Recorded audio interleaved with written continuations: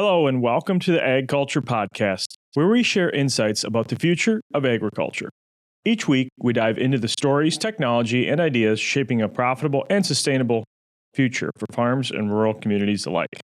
I'm Paul Windemuller, host of the AgCulture Podcast, and today we're going to do a little role reversal. Now, I did an interview with Kimmi Devaney from the Progressive Dairy Podcast, and I was on her show a couple of weeks ago. So we're going to air that interview on our podcast as well. So I encourage you, go over to her link after this, check out the Progressive Dairy Podcast. She's got some great content on there that she does. But I thought this would be a good episode, starting a new year here, to give a little bit of background on my story, if you haven't heard it already. And as well as some of the stuff that I'm doing on our farm, our latest farm investment that we made, and what I'm doing with data and have done with data in the past to manage a dairy farm. So if that interests you, I hope you find this episode enjoyable, even though it's mostly me talking. I apologize in advance for that, but I think you'll get some good insight out of this episode. So listen up to this episode with myself and Kimmi Devaney.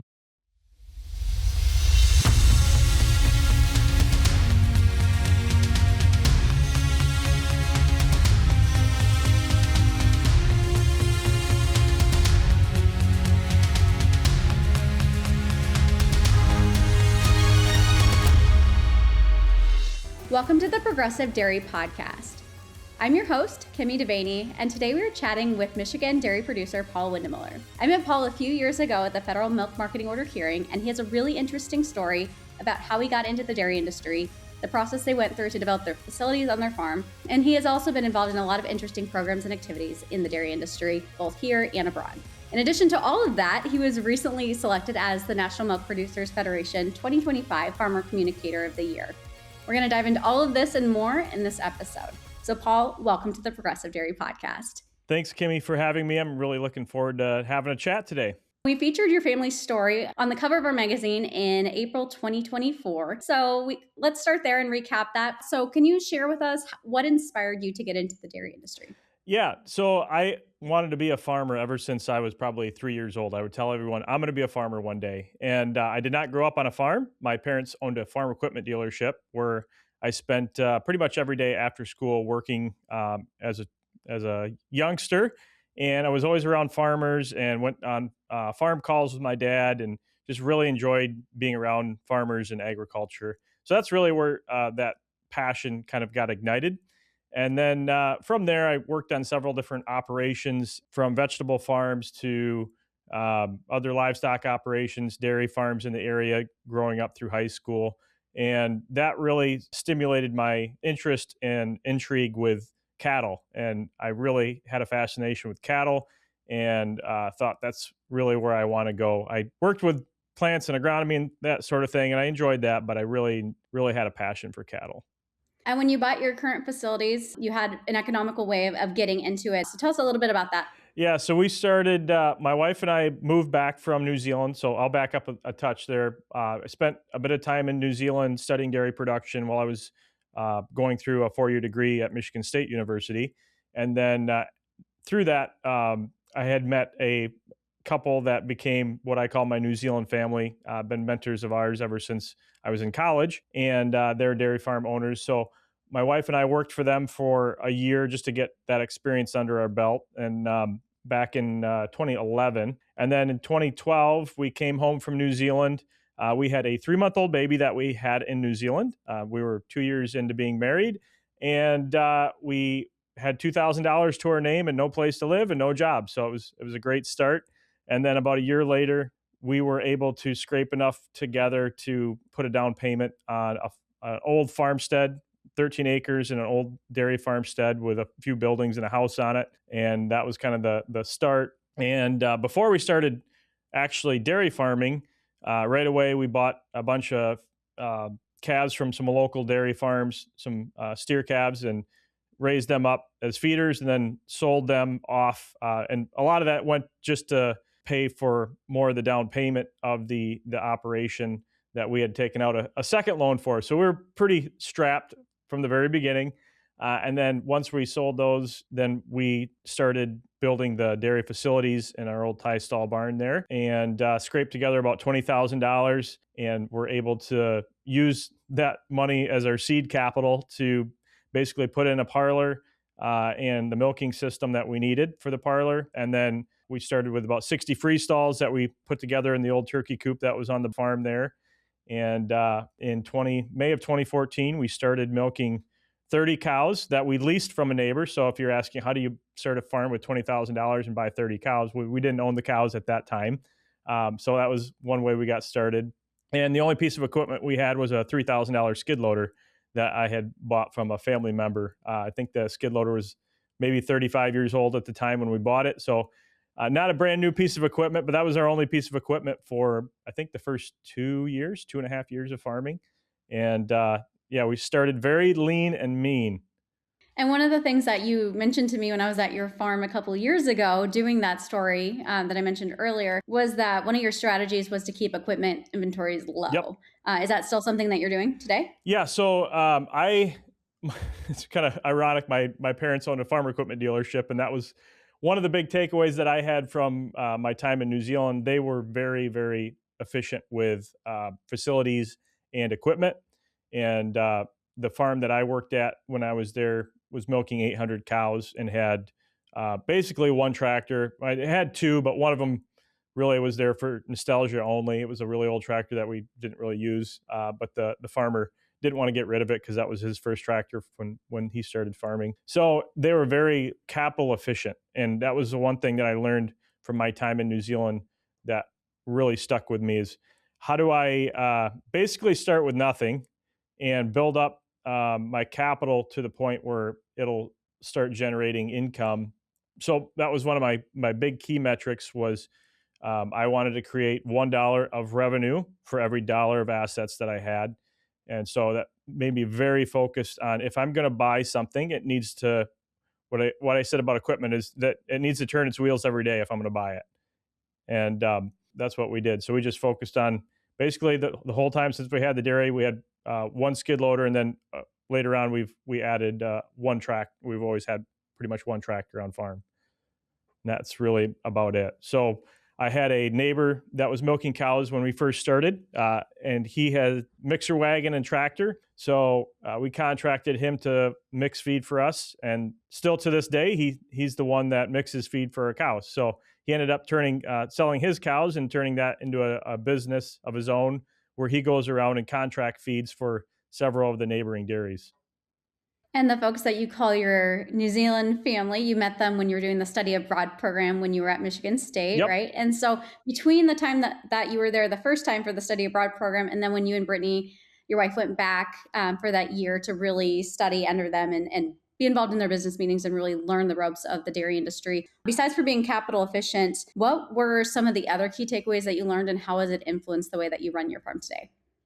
I would say by far the thing that stuck with me the most was understanding the concept of capital use efficiency, but also labor efficiency.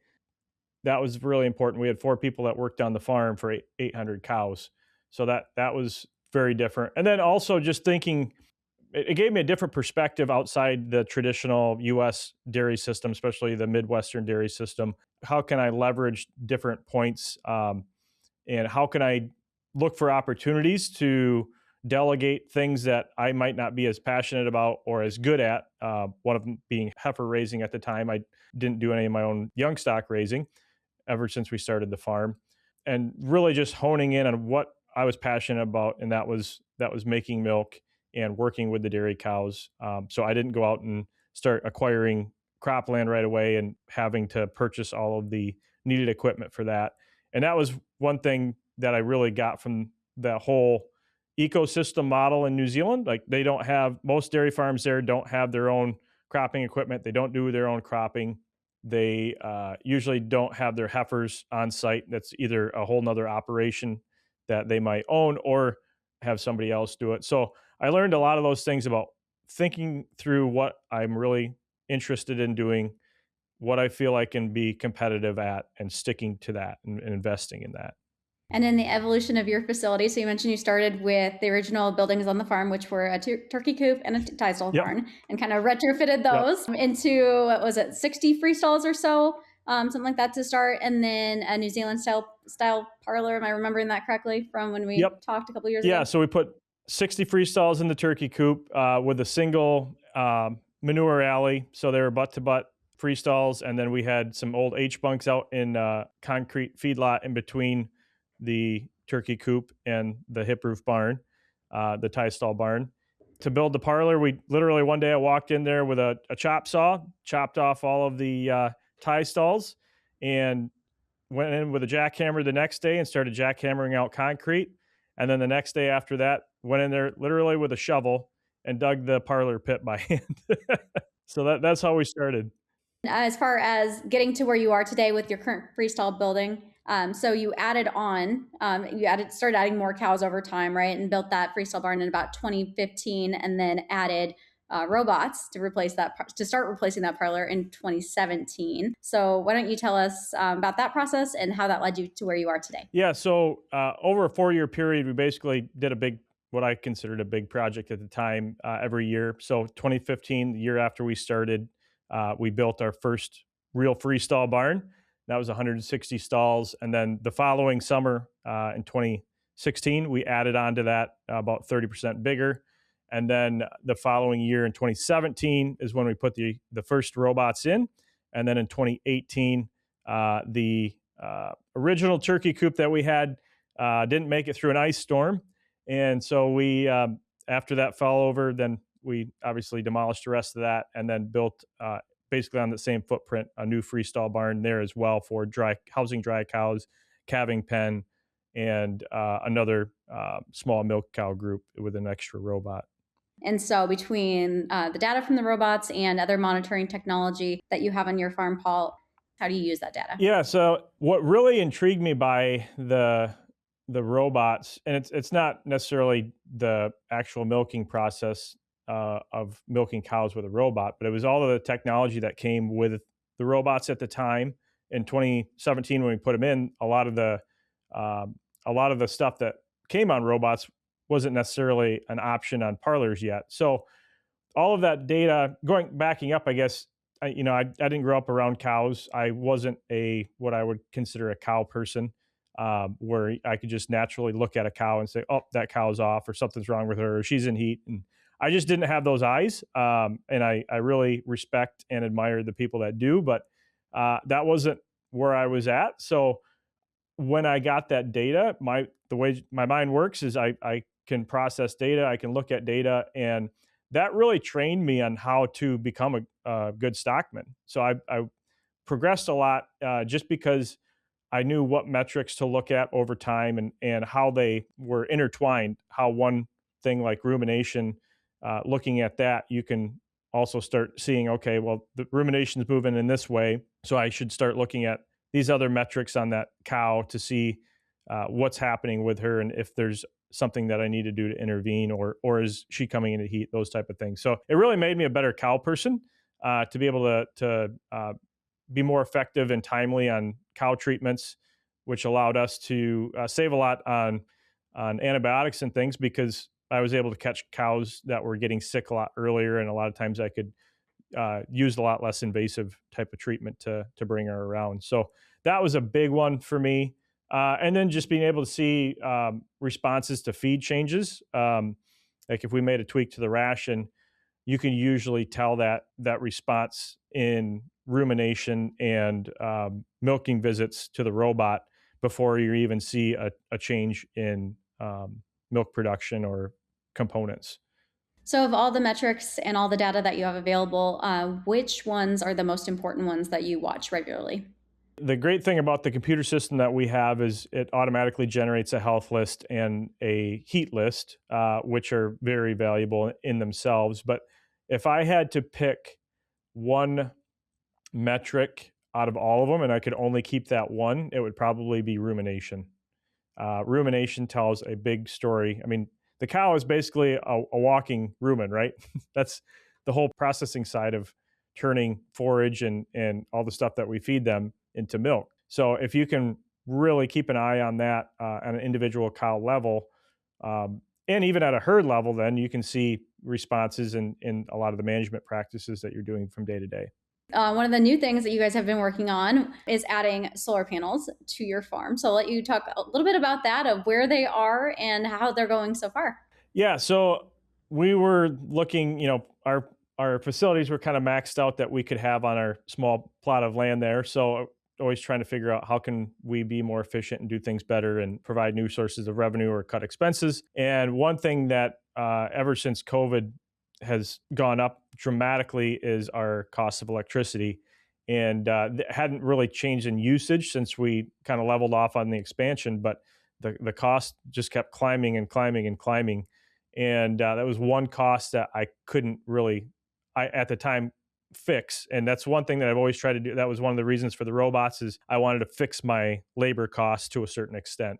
And one way that I have always hedged my feed side of things was through purchasing feed, contracting feed in advance for a period of a year, so I could budget really well and keep my costs consistent. But that electrical cost kept going up dramatically, and so I wanted to fix that in some way. So we looked at solar options. I wasn't a big fan of having it on the ground, especially since we're on such a small plot of land. I didn't want to take up any valuable real estate for a solar array. So we decided to put it, the way our barn was laid out worked out perfect. We had a nice, really big south-facing roof of our barn. So we ended up putting the solar panels up there. And so far that's worked really well. We just got them operational here, I think a month and a half ago now. So it's not been too terrible long, but it was a long process to go through. We ended up being able to get some of the incentives that were available, which took quite a bit of time to get figured out. And then working with our utility company, they don't move at the speed that most business owners do. So that definitely took a lot longer than I anticipated as well. But we were able to get it across the finish line here, a month and a half ago, after 2.5 years of working on it. So what was the most challenging part of that 2.5-year process, besides waiting on other people to move things along? For me, that was probably the hardest part, just because I'm always in action mode doing things. And when you're waiting on other parties and you have no control over how quickly they move, that can be frustrating, especially for a farmer. I think the other challenge was making sure that the contractor and the utility company and myself all had the same idea on where the interconnection for it needed to be, what the expectations were for, where the equipment had to go, and even running the power line. There was some interesting conversations we had around that, and working with the utility of what they thought was feasible and what I wanted to be feasible. So we ended up working through that, but it was definitely a challenge where multiple times we had to get all the parties together on the farm and walk through it in person. So you've mentioned a few things about what was involved in that process, but for listeners who may not know much about what it takes to install solar panels or anything along those lines, what else was involved in that process? Yeah, so I originally started with just getting a proposal. How much is it going to cost? What type of power savings are we going to experience? How does this actually work? Because each state, the utility works differently with how they either reimburse you or you get paid for the power you're creating. So that was kind of the start. And then the next step for me was I wanted to be able to try to get a grant, one of the eligible grants that was for it. So that went through. I ended up hiring a grant writer for that because that's not my specialty. And I think that was probably money well spent to have somebody that's a professional that knows all the information that needs to be in there, and to have it done and at a very reasonable price. All I had to do was write the check, and they did the hard part. So that was very helpful. And then working really closely with the contractor. I definitely wouldn't try to do one of these projects on my own and self-contract it. There's a lot of moving parts to it, working with the utilities and the electrical company that we had as well. So a lot of parties involved. Is there a requirement for the slope of the roof has to be X for this to work, or can it be any slope? Can it be flat? Talk a little bit about that for us. Yeah, so the barn roof also presents a challenge over just putting it on a ground mount system, because there's a lot of considerations that have to be taken into account. One of them obviously is the slope, as you mentioned. You have to have a certain slope that it's going to catch the majority of the sun rays in order to actually get the UV that you need to produce the electricity. So that's part of it. And they can change the pitch with different infrastructure that they put on, but we didn't have to do that, which was really nice. It's flush mounted. But the other big things you have to consider, what's the age of the roof? Our barn was fairly new, so these things are hopefully going to be working for 25 years. I don't want to have to replace the roof after the 10 years, right? So considering that, is that roof in a good enough shape that it's going to last the length of the solar panels, and then also the structure of the barn underneath. What is, for us, we have a lot of snow. We're in a snow belt here, especially in West Michigan. We got a lot of lake effect snow. So we had to have a structural engineer look at how our barn was built and the support structures that we had on that side of the roof to make sure that the snow load wasn't going to be an issue with the added weight of the solar panels. So, Paul, if you had to go back to 2012, 2013 and start over, is there anything that you would do differently with either the facilities or everything solar related that we just discussed? Probably one of the things that I would have done differently is I would have tried to expand my original freestyle barn rather than having a separate barn. I did that to save a little bit of cost. And in the end, I don't think it really saved a whole lot. I think if I would have just expanded the original barn, we could have made it work, and it would have been a little bit more convenient, especially in the wintertime, to have everything in one barn. One of the other things I would have changed early on, I had kept all my replacements and had them raised out at a custom raiser. And one thing that I really enjoyed doing was buying cows. I did not have phenomenal results from the heifers that I was getting back from the heifer raiser. It also was eating into my cash flow quite a bit. When you start out with nothing and then you try to keep assets around that don't make money for 2 years, that definitely changes the dynamics of your business. And I think I would have not done that as early as I did. And I think when I should have probably looked into doing that again later on after I kind of plateaued on my production numbers. So once our cow numbers plateaued, that could have been the next low hanging fruit. But we decided to just stick with the business model that we had of just buying cows in, replacements in when we needed them. That's worked pretty well up until, $4,000 heifers came around. Even if it costs more money to have them, when you're in a cash flow strapped situation and you're in continual growth mode, you need to put that capital to where it's most effectively used. So I don't feel like that was the wrong thing to do, because that's when you start with nothing, you've got to stretch it really, really far. But one metric that I always looked at was, can I sell a cull cow and a calf for what, and within a couple $100, buy a replacement back? And honestly, if you look at what you can get for a cull cow, and we've been breeding Angus cross calves for a long time, right now, you can argue that it's pretty close to the same margin of difference between today, what you'd pay for a replacement, and 8-9 years ago when I was buying cows for $1,100-$1,200. So that margin still really hasn't changed that much. So in that respect, I still feel like it was the right thing to do. And that's how I looked at things throughout my operation, is what's my margin? I don't care how much it costs. I don't care what the revenue is. I just want to know what that margin is. And if I can make a margin or keep an expense at a consistent amount that works for our budget, then it's going to work. So we're going to segue a little bit from talking about your facilities on your farm to talking about your industry involvement now. So before we dive into some of the specific things that you've done, what inspired you to get more involved in the industry? I know you were at the Federal Milk Marketing Order hearing and testified there. You've been really involved with DFA, your cooperative, and with different things. So what inspired you in that regard? Yeah, I would say one thing that really got me interested in that early on, even before I started dairy farming, I guess there's two things.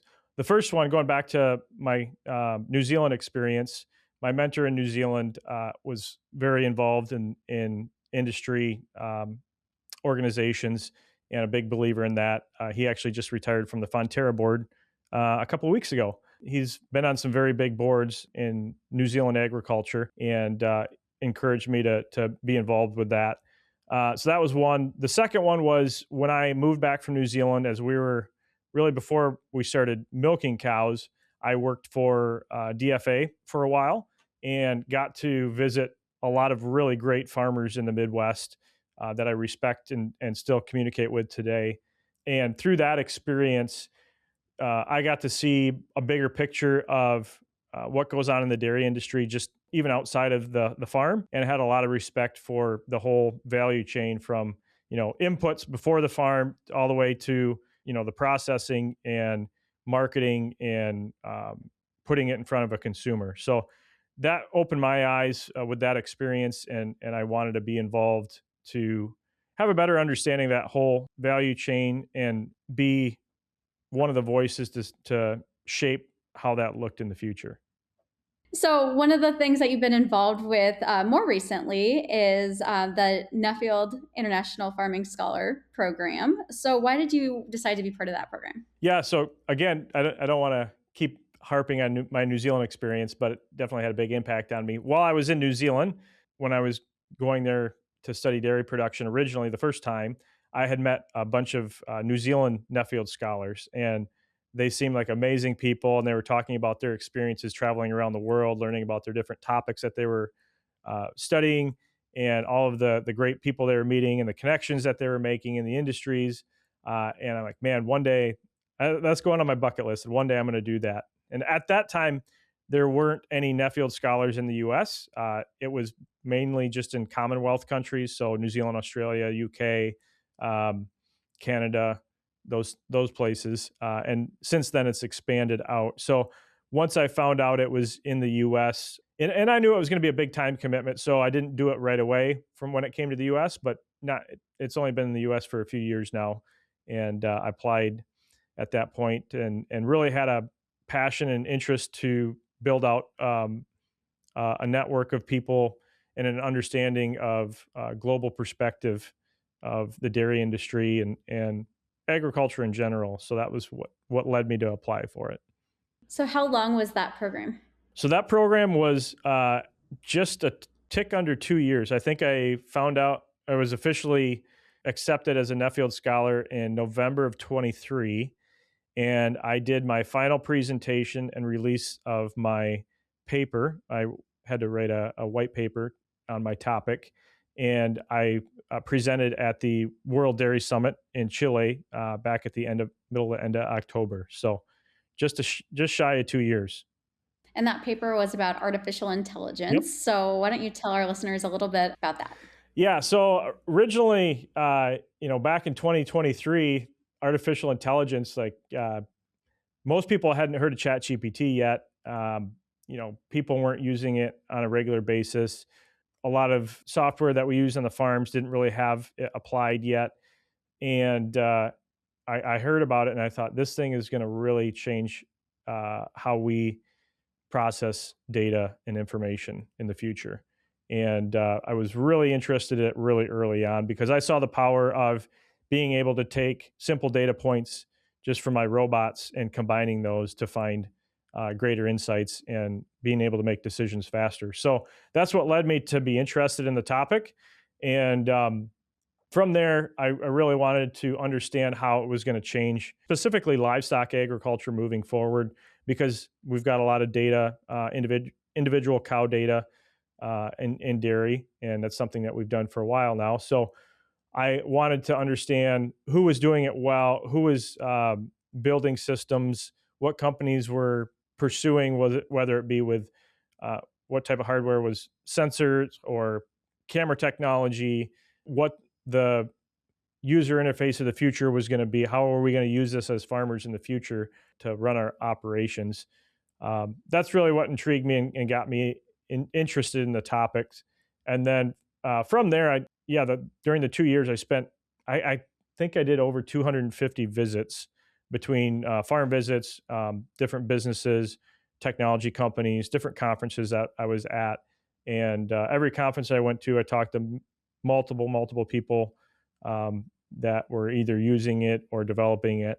So I got a great picture of what was going on, and also the reception from farmers all around the world that were kind of on the leading edge of using it on farm. What were some of the key takeaways that you ended up including in your paper?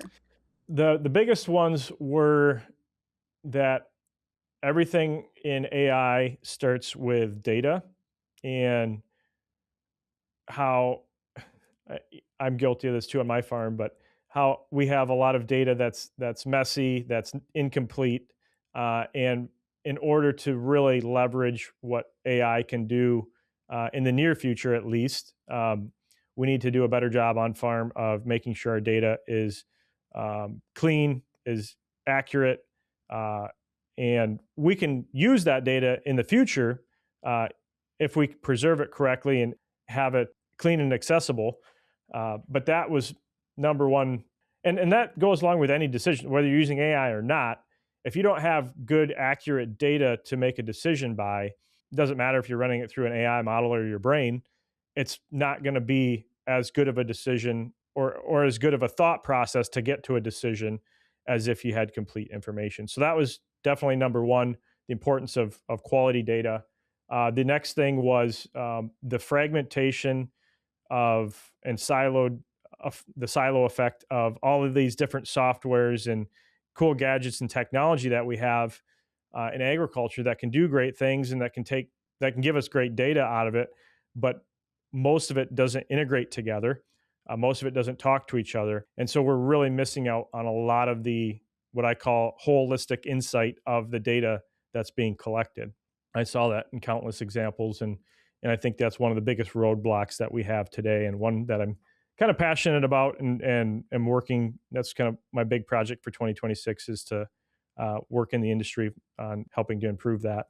One of the other big takeaways as well is going back to that data piece. Not only is having accurate data important, but there's also systems that you need to have in place. Like if you're working off of a cloud-based system, this is where I'm going to get more technical, but if you're trying to communicate through the cloud, like do you have proper internet access, even simple things like that? Do you have a good data storage, secure storage strategy for the data on your farm? Understanding your user agreements that you have with your different software providers, and just things like that, and as well as culture. So what's the culture that you're cultivating in your team? Is it one that is skeptical and doesn't want to have new technology on the farm? Doesn't want to use the data that is being provided? Or are you building that culture of let's be curious and figure out what we can learn here from this data? And I think that's one that's probably the biggest showstopper of technology on farm is the team culture. It can either make or break a great technology. So looking at that whole concept, I kind of came up with what I called the Livestock AI Readiness Index. I wrote about it in my paper. And really at the end of the day, it just is a way to look at how ready your farming operation is to adopt AI. So before you put the money out, before you start building things, really look at the infrastructure, your team culture, and those type of things to make sure that once you start building, once you start investing, that you will actually be able to have a return on that investment of time and money. Now, the last point that I really took home from my learnings about artificial intelligence and about data specifically is who owns the data? How is it going to be used? I think after the 2 years of research that I did, that data will become a new asset class on farms, just like cows and equipment. Data will be a new asset class. It's only going to happen if we build out the mechanism as an industry to be able to make that happen. And there's a lot of network effect value that can be built if the data is pooled together. I mean, you just look at a USDA survey, right? It's not very accurate if they only are able to survey 10 farms from across the country, the people that actually pick up the phone when they call you, right? So having a large pool, a large data set makes those type of things more accurate and adds more value in those things. So I think finding that mechanism to bring that together, and also that should help open up the doors to that data aggregation from system to system that needs to happen as well. So that's really what I'm trying to achieve moving forward here in the time that I'm spending off the farm, is pushing that initiative forward. That was my big takeaway from my 2 years of what I'm going to do, what action step I'm going to take from all the study that I did. So you mentioned the impact on team culture and AI and technology as a whole. So what are some of the important things that other producers should consider when adding new technology, and how that may impact their team culture, or how their team culture may affect how that technology is implemented? Yeah, I think it's important to have the key stakeholders that are going to be what I would call the champion of that technology on the farm, and you want whoever is going to be most involved with that technology to be that champion, in my opinion, because that's the person that's going to make or break it. If it's a milking parlor technology, then your lead in the milking parlor, if they're not on board, they're not going to get the milkers on board, and if the milkers aren't on board, it's not going to happen. So those are definitely the people that need to be engaged in the conversations, and helping them understand, like, I'm not trying to replace you. I'm trying to help you do a better job, and give you more resources to do a better job, because we need to continue to do better as an industry. We're in a commodity business, so we have to always continue to do better. Otherwise, we won't survive. So I think that's really important to identify those people. Maybe you don't have the right people that are ever going to want to adopt that stuff in those roles. Maybe you have to look at long term. Do we replace them with somebody that's willing to be adaptable? So really working hard to get those people's mindset right of how you're going to implement it. But the other thing is helping them be part of the decision, and then also working with the technology provider, making sure that they're going to service you and that they're going to work with you to implement the technology. I've got some examples where I was probably a little too naive on implementation. I've got one example. I'll go to the feed software. So we had a feed software that we put on our farm for keeping track of inventories and the batches and everything. And the neighbor that feeds for me, I got a picture. I was out of town probably 3 or 4 days after we left. I'm like, okay, it's going fine. We're good. He wasn't very excited about using it in the first place. And the day after I left town, I got a picture of the hardware piece of that sitting in the trash can. That's all I got. But I got the message, right? I didn't do a good enough job of getting him on board before I left town and had that technology implemented. So that was definitely my fault. And that really stuck with me. Like, if I'm going to implement a technology, I got to make sure the person that's going to be using it every day is on board with it. That's a really good point there. And I think something that most producers can relate to in some way, but I think a lot of great reminders there of find a champion for it, because then when they're influencing their peers, sometimes it's more influential than coming from their boss in some cases, and just helping them grow their skill sets and helping them see that long-term vision for the operation. So as you were traveling around the globe, Paul, were there specific farm practices or management mindsets that were a little different than what we have here, what we see here in the U.S. Within our dairy industry, that you think that the U.S. dairy industry overall could benefit from? One thing that I got out of my travels was that every farmer's context is different. So if you're farming in the UK, it's going to be different than if you're farming in New Zealand, which is going to be different than farming in the US. So respecting the context of the area that they're working in, the market that they're working in, like going to the UK just blew my mind and how they have to move cattle and the things that they have to record. And I don't know how people farm there, but they do. That just shows me, like, everyone can adapt to the conditions and what makes sense in their market and in their geography. And I can't come in there and say, well, that looks dumb, or that's stupid, or why would you do that in an arrogant way? You have to really take time to look at that, say, okay, well, it makes sense why they're doing this because of this regulation they have over here, and respecting those barriers that they have and the context that they have, as well as the viewpoints they have on things. people grew up different than I have. They have different viewpoints on life than I do. Understanding the context of what shapes their worldview helps you interact with those people better. And I think politicians could really learn a lot from this. And you don't have to agree with them. I didn't agree with a lot of things that I heard when we had some interesting debates on our Nuffield trips.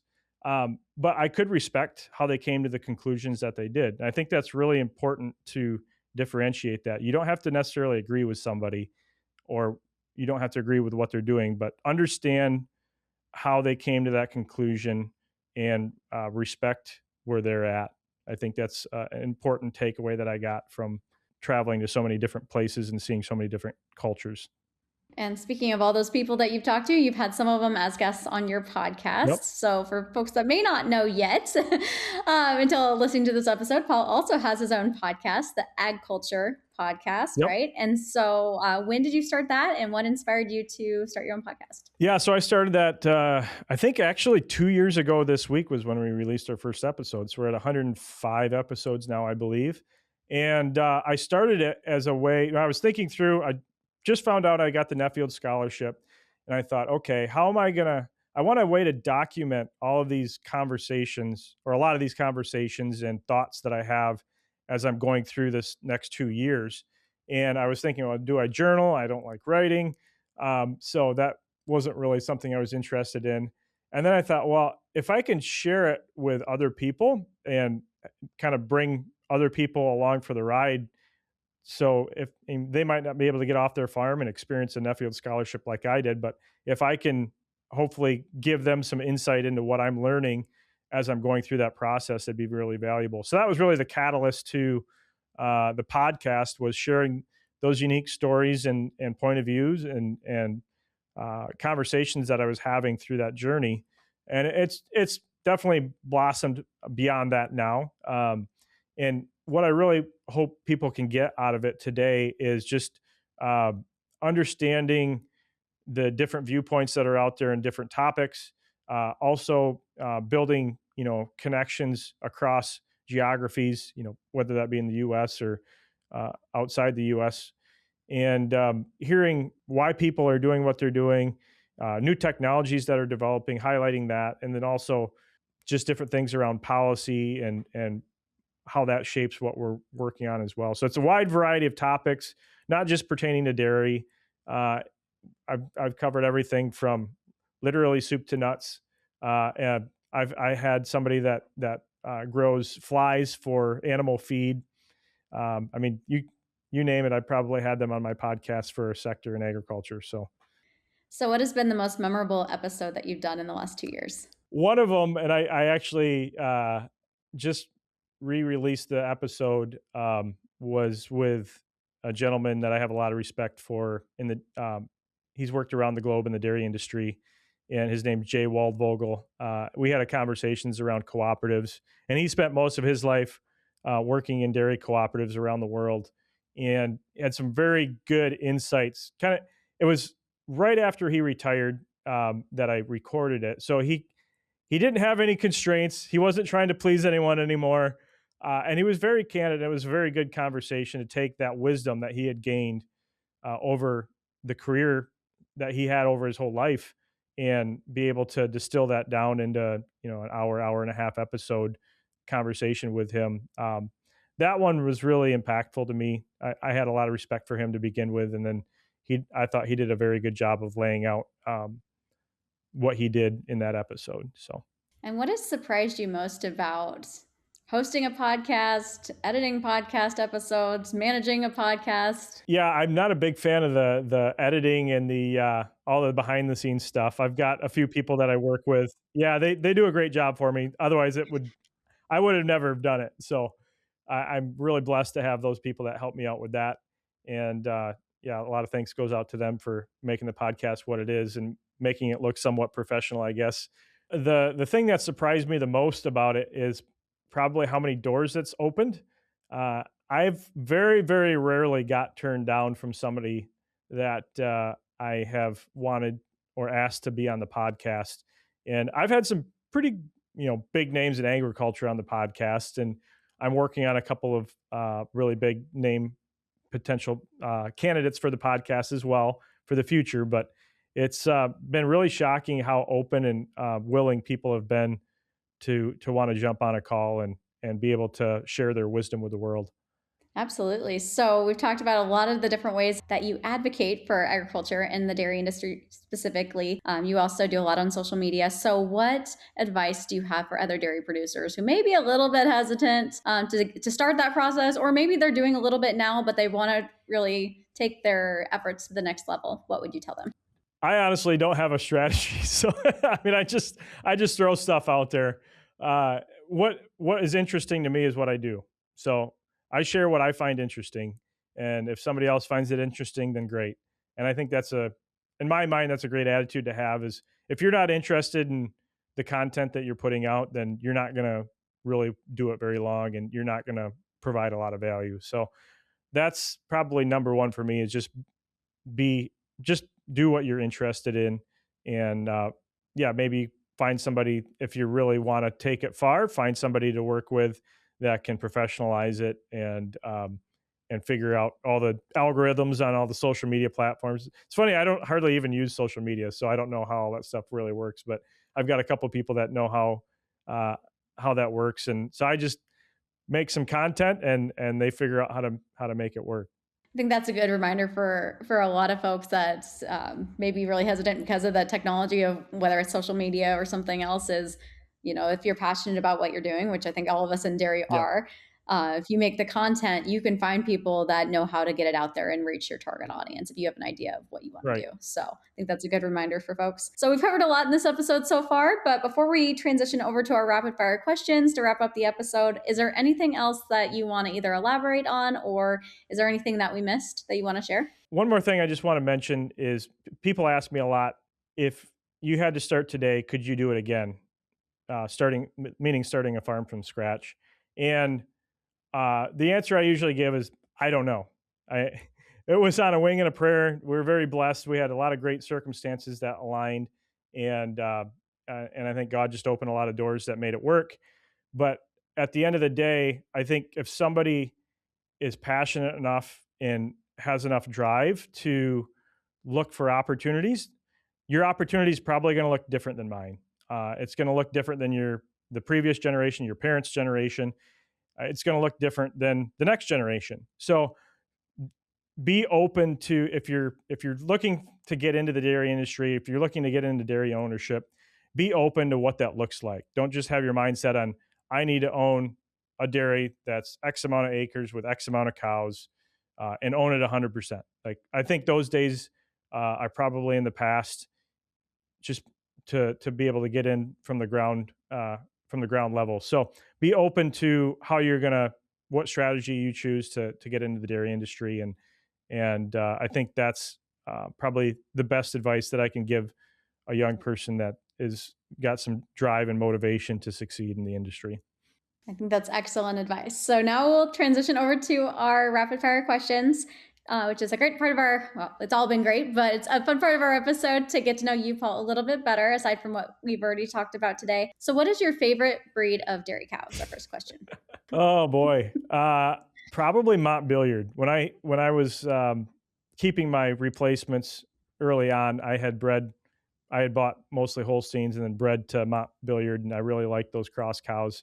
The only problem was they're either really good or they're really bad. But I did like a really nice Montbéliard. So when did you first learn about this breed? There was a gentleman that I had bought cows from early on, and he did the three-way breeding, the Montbéliard, Holstein, Swedish Red, I think it was, crosses. And that's what he had to sell. So I bought some and I really like these things. That's kind of how I learned about them. Nice. That's a breed I have not heard a whole lot about. So that's really interesting. Next question is, speaking of podcasts, what is your favorite non-dairy podcast? Yeah. So this usually changes from year to year. I kind of get bored with podcasts over time, which is kind of funny. I hope most people don't with mine, or this one. But the non-dairy podcast that I listen to pretty much every week is the All In podcast. It's a bunch of founders that mostly tech founders that talk about everything from politics to a lot in technology. So they're always talking about AI and I get a lot of good nuggets from them on the AI front. But it's also, they talk a lot about politics, and they have a variation of political views. So I like that, to have not just have a echo chamber, but to hear different views on a certain topic, I think is important. Next question is, what is the best advice that you've ever received? This could be in your personal life, this could be with the farm, or anything else. Yeah, the best advice I've ever received was, I think I was in high school or early on in college. Somebody told me, never go to work for a paycheck. And I didn't really understand what that meant until I think I was right out of college. I might have still been in college, and my boss for my first role out of college, great guy, really had a lot of respect for him, enjoyed working with him. And one night we were sitting at the bar having dinner together on a trip, and I asked him, what is your dreams if you weren't doing this job? What would you do? And he told me, and I said, well, why didn't you ever go out and do that? And he said, because I just got paid too well doing what I was doing. And that really hit me. That advice that I'd gotten before that really hit me, is I don't ever want to just work for a paycheck. I want to do something that I'm passionate about. So speaking of things that you're passionate about, you've done a lot of really cool things so far in your life, Paul, but what is one of the things that's still on your bucket list? Well, I've checked a lot of them off over the last 2 years. I'll tell you that. Yeah, I've been very, very blessed to do a lot of travel, and mostly what was on my bucket list was probably travel. One thing that's been on there for a while is I would like to own a farm in multiple countries. Is there a specific country that you're hoping for, or is it just open? It's open, but I love New Zealand, and preferably something in the Southern Hemisphere so I can go visit there in the winter. That's a good strategy. I like that strategy. Okay, last question for you today, Paul, and this might have something to do with that last answer, but what are you most excited about regarding the future of the dairy industry?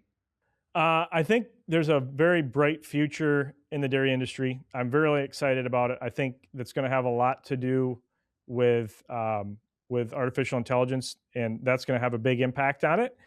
And for me, just the insights that's going to open up for managing cattle, managing a business, even from a broader perspective, is going to be great. And the other thing we see in the U.S. is there's a lot of processing capacity going in, which means there's a lot of opportunity to make milk in the future. It's not something that's going away. They're not closing down plants all over the place like they are in other parts of the world, where it's just not cost competitive anymore. Sure, we'll have our ups and downs in pricing and feed costs and different challenges along the way, but overall, I think there's a very bright future for dairy and those that want to stay in it. Awesome. So as we wrap this up today, Paul, thank you again so much for joining me. So where can folks find your podcast? Yeah, you can find it on any podcast platform, whether it be Apple, YouTube, Spotify. Just type in AgCulture Podcast.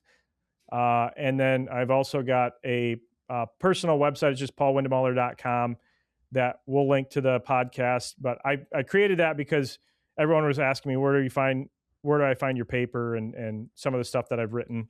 And I continue to blog about artificial intelligence as well. So that's a great spot to check out if you want to download the paper that I wrote. Awesome. And I'll link that website in the show notes. So if you're listening to this and you want to check out all of those cool things that Paul's been up to and listen to his podcast episodes, definitely check that out. So Paul, again, thank you so much for taking time out of your schedule to join me. And thank you for listening. Well, thanks once again for listening to the AgCulture Podcast. I hope you found it enlightening, even though it was mostly me talking. I apologize again. But if you found this interesting, please share it with somebody you know. That's how we grow our audience here at the AgCulture Podcast. And another thing I just wanted to mention is we are on a lot of social media platforms, sharing our content throughout the week of things that we find insightful, as well as snippets from each week's episodes. So check out our podcast on whatever social media platform you are usually on. We're probably on it. And also check out our newsletter. You can either subscribe to that on our website at agculturepodcast.com, or you can go to LinkedIn and check out our LinkedIn page as well. We send it through a LinkedIn newsletter as well. And if you're interested in checking out Kimmi's podcast, Progressive Dairy Podcast, we will have a link to that in our show notes. So click on that and follow her on her podcast. And with that, We will see you next week for another exciting episode of the AgCulture Podcast. Thanks for listening.